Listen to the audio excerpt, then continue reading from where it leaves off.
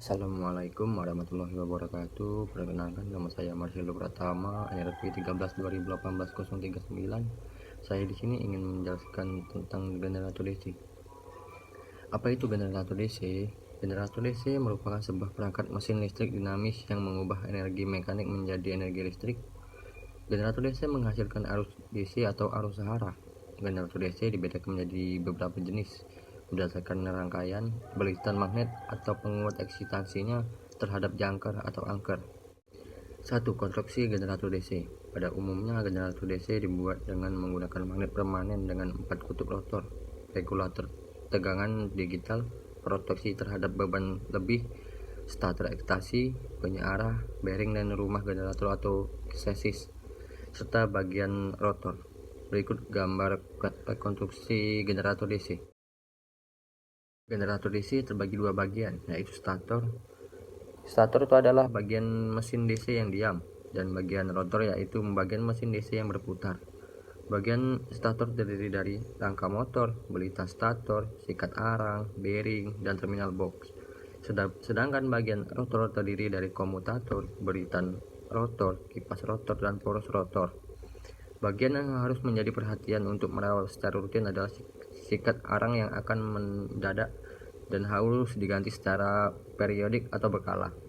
Komutator harus dibersihkan dari kotoran sisa sikat, arang yang menempel, dan serabut arang yang mengisi celah-celah komutator. Gunakan ampas halus untuk membersihkan noda bekas sikat arang. 2. Prinsip kerja generator. Pembangkit tegangan induksi oleh sebuah generator diperoleh melalui dua cara, yaitu dengan menggunakan cincin seret menghasilkan tegangan induksi bolak-balik. Yang kedua, dengan menggunakan komutator menghasilkan tegangan DC.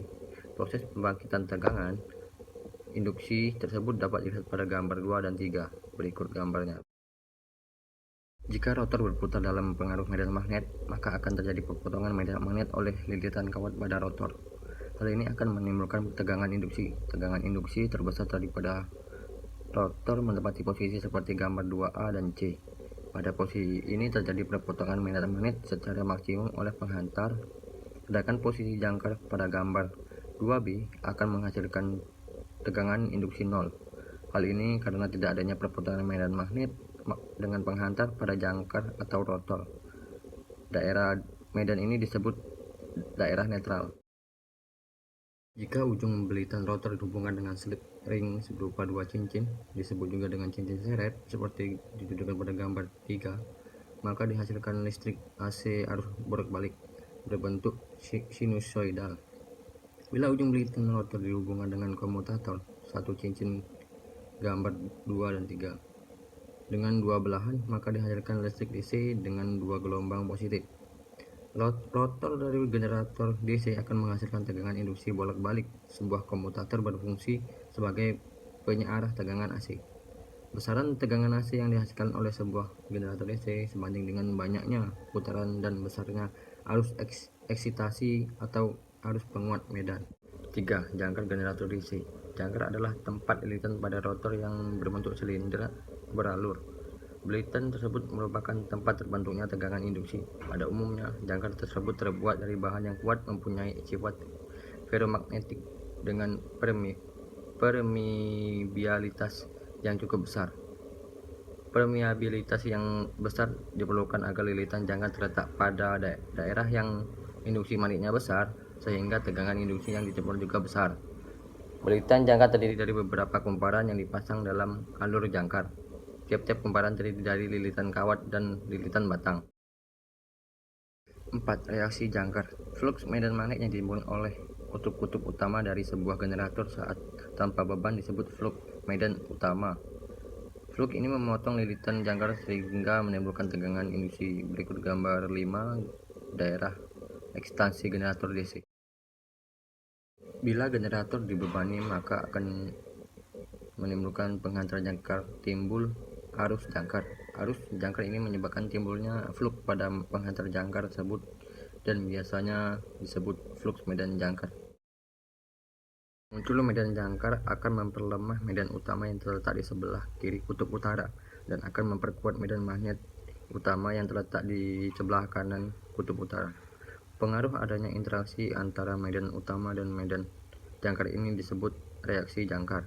Reaksi jangkar ini mengakibatkan medan utama tidak bergerak lurus pada garis netral, tetapi bergerak sebelah sudut Q. Dengan kata lain, garis netral akan bergeser. Pergeseran ini netral akan memperlemah tegangan nominal generator.